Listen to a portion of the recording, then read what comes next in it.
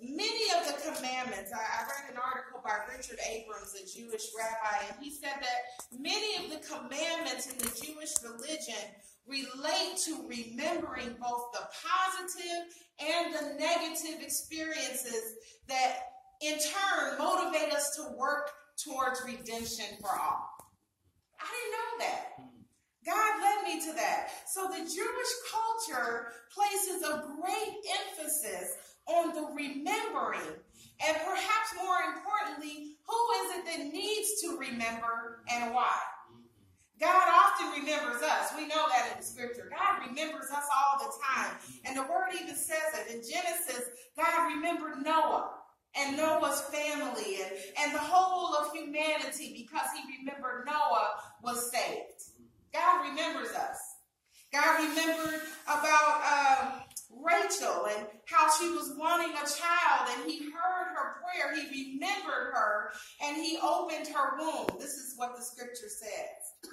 So we repeatedly read about God remembering us, but then we also see all the prophets of old reminding us to remember God, because we forget. Anybody ever heard something in the morning, and by the time the evening came, you don't even remember that somebody said it to you? We forget so easily. We really do. So the Israelites and their descendants, the disciples, and all of the Jewish nation at the time that Jesus was doing his ministry, continually forget the covenant that God has made with them. It's a part of our human nature. We forget the promises God makes to us, and we forget the promise that we in return have made to God. Amen. So it's the Israelites. It's the Israelites that need to remember the promise that God has made them and that they have made to God. Moses instructs the Israelites, yes, give God the first fruits. When you have a harvest, collect all of the first fruits and bring it to the priest. And he's giving them very clear instructions.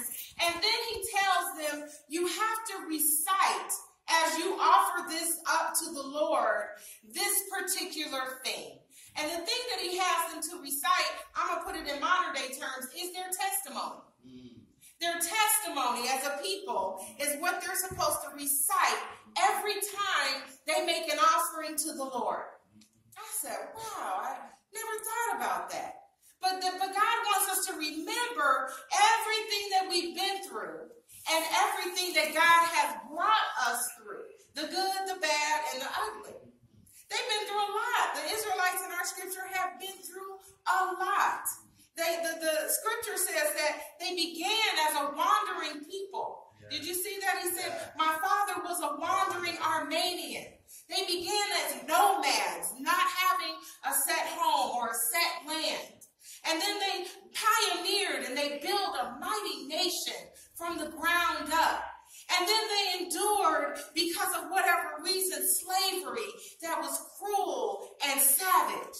The scripture says the Egyptians abused us and battered us in a cruel and savage slavery. And then we cried out to God, the God of our fathers, and he listened to our voice. He saw our destitution, our trouble, our cruel plight, and he took us out of Egypt with a strong hand and a long arm. And with signs and wonders, and through a rough journey of the wilderness, God finally had brought them to the end of their pilgrimage through the wilderness. Amen. To the promised land. Yes. So Moses tells the Israelites, don't forget when you get into the promised land, everything God did for you. Don't forget once you get fat off the milk and honey of the land, and you don't need to worry about bread falling from heaven or water coming out of a broken rock. Don't forget that God did bring you through all of this to this day. Matter of fact, remind yourselves every single time how far God has brought you, that you offer up something to God. So as we enter into this season of Lent, we too are called to remember. We too are called to think about how far God has brought us. And like I was saying to Corey earlier this morning, God's brought the African American folk a mighty long way. Hallelujah. Our histories mirror the history of the Israelites, to where we were were kings and queens living in Africa. We made our home. We had riches and wealth, and we found ourselves laying in the bottom of boats stacked up like sardines, traveling across the ocean with no relief and no rescue. We found ourselves in a savage and cruel slave state. And then we built up our nation, didn't we? As black folk, we built businesses and banks and clothing stores and farmed the land, and we had become a strong people in America. And as we did that, we were ravaged again by people who did not want, systems that did not want us to stand on our feet. So our businesses and banks were burned to the ground, and our men and women were lynched on trees. And so we know about what we've come through as a people. I too have been blessed. Let me just say one more thing. Because of what we've been through and where we are today, we're no longer there where if we have a business that's getting burned down by the Ku Klux Klan in some places.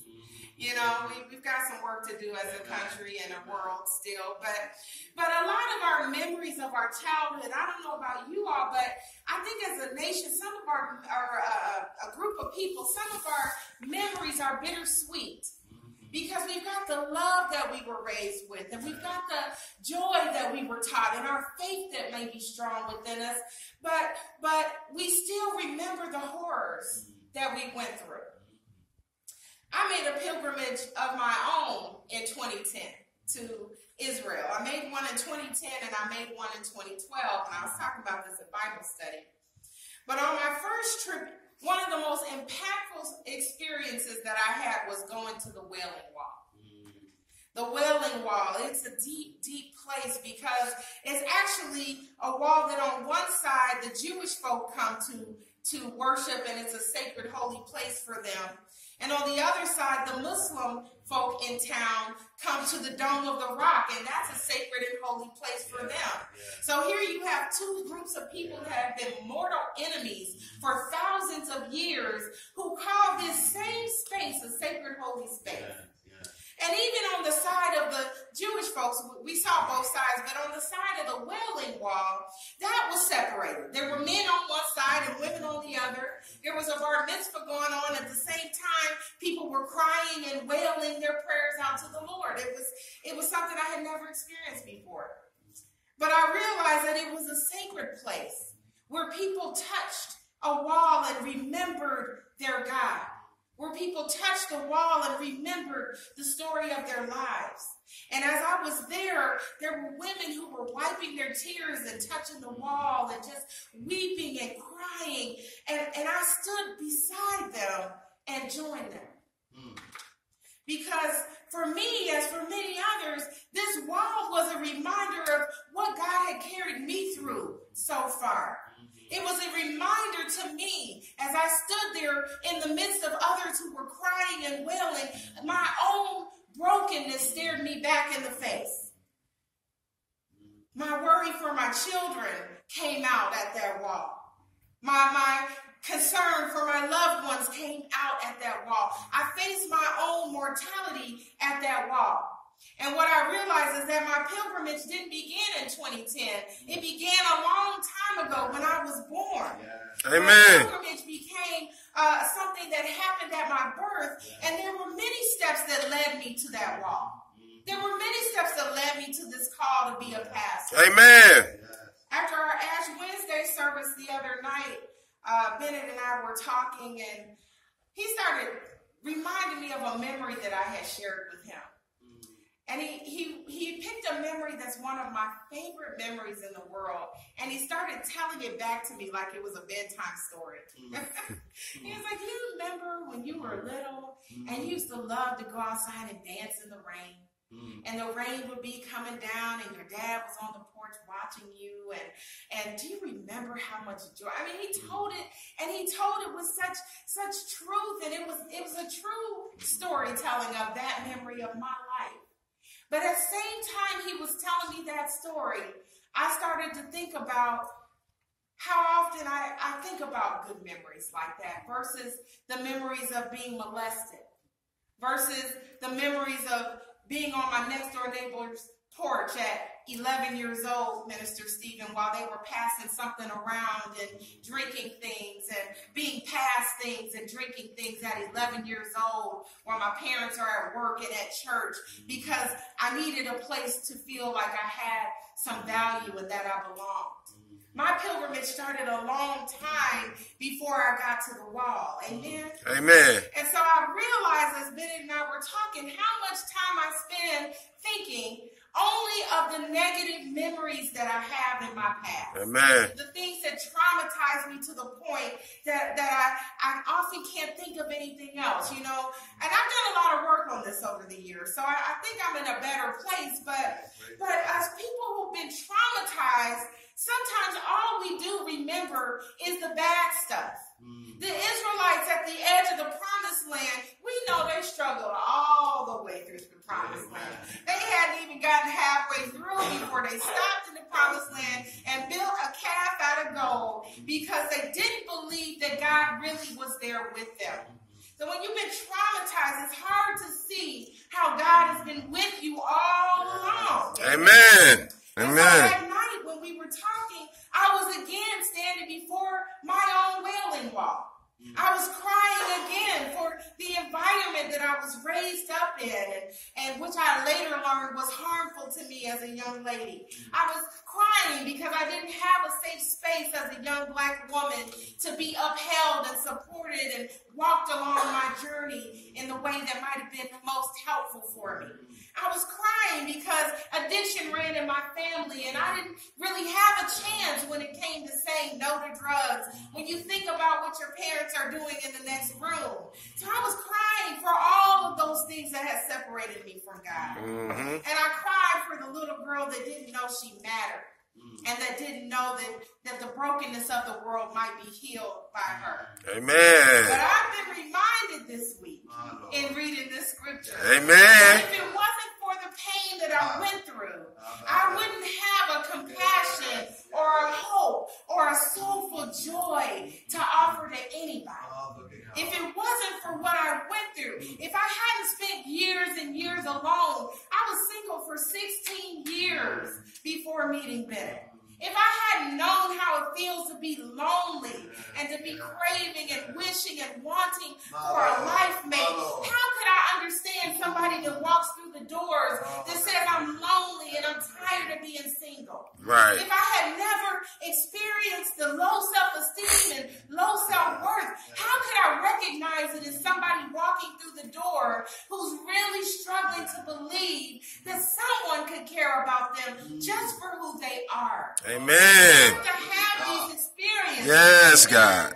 They have to marinate in us and they have to take us where God wills so that at the end of all things, we can then help be the lifeline for somebody else who's struggling to know that their life matters and makes a difference. Hallelujah.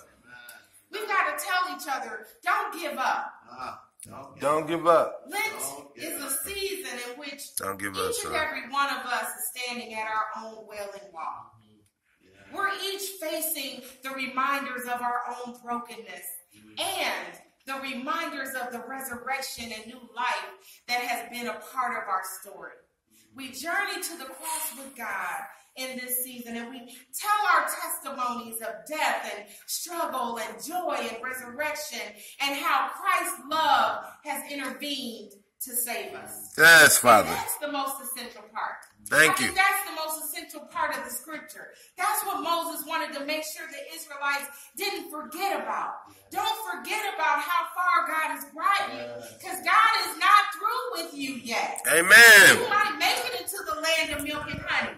You might have everything you need when you go home at night. But there's somebody else out there that's still in the wilderness. And they don't see an end to the struggle. So we've got to be in touch. Amen? Our shared bond and our shared victory is what makes us all better for it in the end.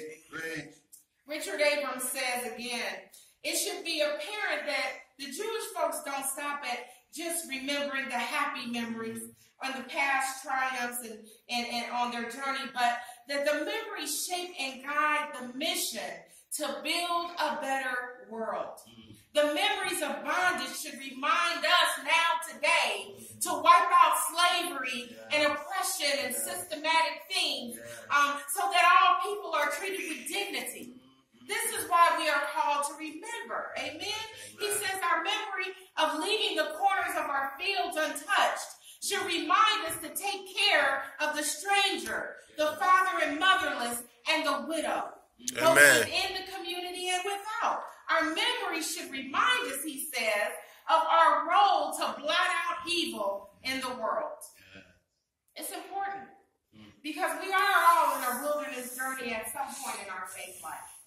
And we've got to tell our story and what we've come through, how grateful we are, and to give thanks to God even though we may not always feel it. I want to say I was talking with Ms. Dion yesterday. She called me up and she said, Pastor, what's the scripture for tomorrow? And I said, it's going to be Deuteronomy. So we read the scripture together. And she said, well, what do you think this is talking about? And I said, well, I think he's saying we need to share our testimony.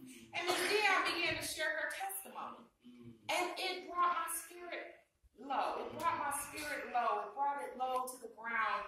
And God just poured in the Holy Spirit as she was sharing. Yes, Father God. And each one of us has one. But I want to ask Ms. Dion to share her testimony with the church today, because you never know where somebody has come from. When they're sitting in the pew on a Sunday morning or at their job, at their desk, and we all look, presentable. You don't know what this praise has had or what the struggle has been that would enable us to give a shout of praise and glory on a Sunday morning. So, Ms. Dion, would you please come up and share the testimony that you shared with me yesterday with the congregation? Amen. Take your time. Yes, Father God.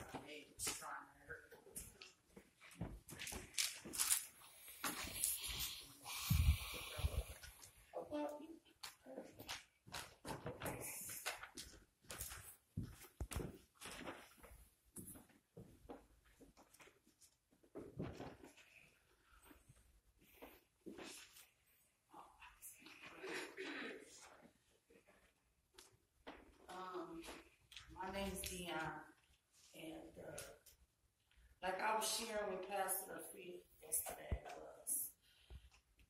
I related to this right here that she just got from speaking about, as far as coming from being out there in the world. I can relate to you. That's why I said I would wait and come up here and talk about that. I've been on my own since I was 14 years old. I got pregnant at 13. The one that I got pregnant with at 13, we just buried her. Well, she got cremated. Pastor Afri did the service here. That was my first. And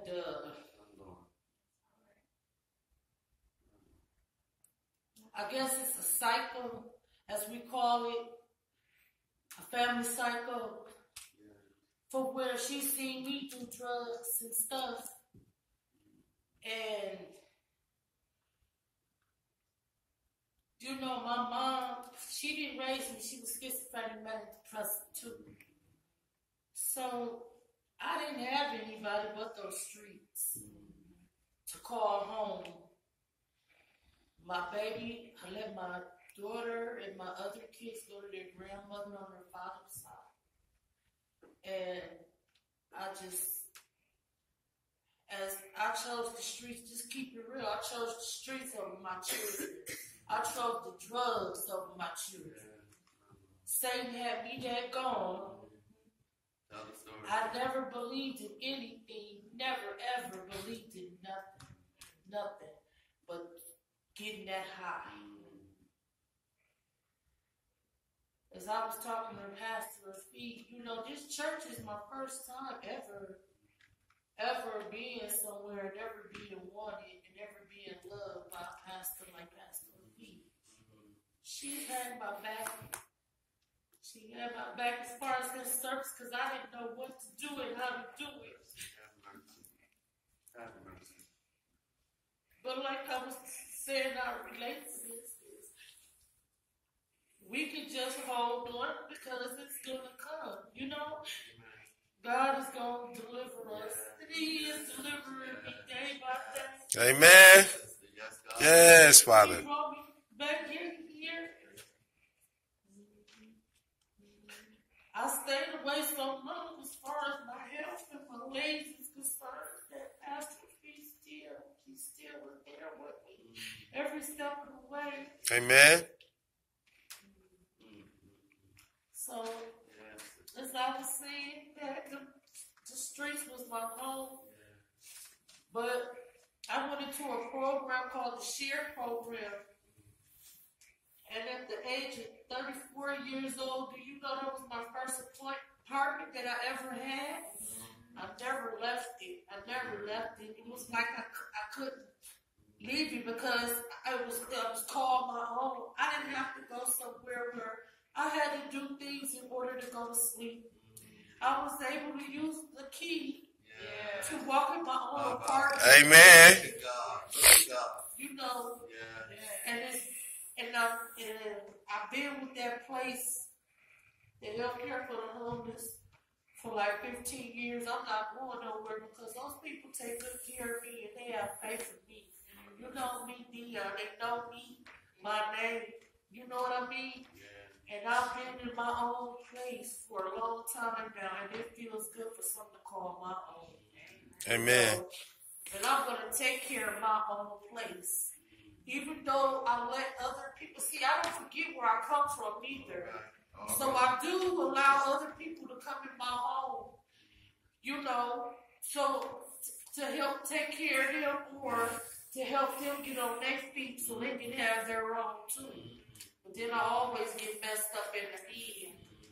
Always. But like Reverend Strong said, you would take a dog in it. You don't care.